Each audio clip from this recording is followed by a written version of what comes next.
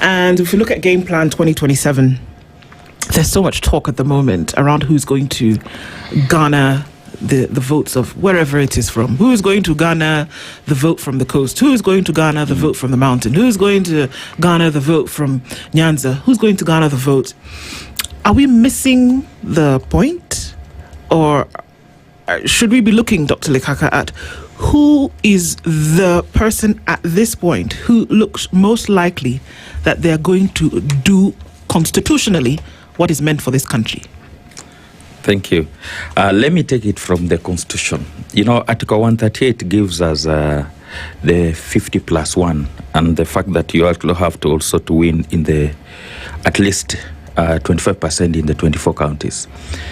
The crisis we are in is actually opposition fragmentation.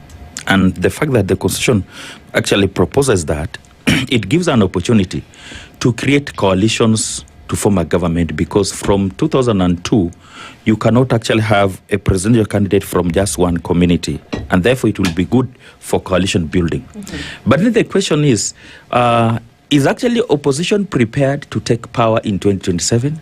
I don't think so.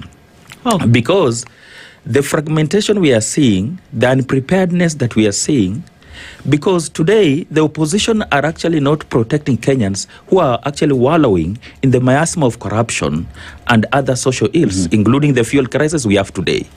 The opposition should actually prepare and behave like an alternative government practically. I mean, for example, today, what alternative is the opposition giving us when it comes to fuel crisis? What alternative are they giving us in terms of economic messaging? How organized are they that we can actually see that they are preparing and they're working together? What if, for example, today we had a single presidential candidate that we can say, yes, we all agree this element must go. But then when must go, then who replaces must go? So who is this leader that comes out with these qualities, who is calmer, who is organized, who is actually going to give us a little bit of messaging around the economy that Kenyans can actually now identify with them? There's an opportunity that the opposition can do. But for me, I feel if they continue taking ages to actually agree and trying to come up whoever takes whichever position, Kenyans are getting more closer to still bring Ruto back. Because Ruto is also not sleeping. Why? Because he knows how to form coalitions. He's already making those inroads in the former stronghold of the opposition. And the opposition here, they are moving around their blocks and trying to protect their blocks, as opposed to moving around the country to ensure that they give us a national outlook.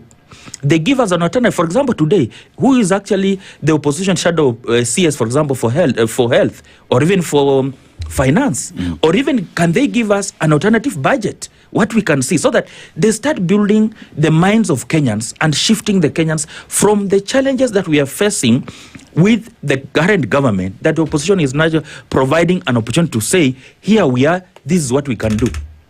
And that's why it's a concern. Are we going to form a coalition 6 months to the election like 2022 or 2017? Or can we have it in advance and ensure that we actually tie loose ends so that the president does not raid the opposition?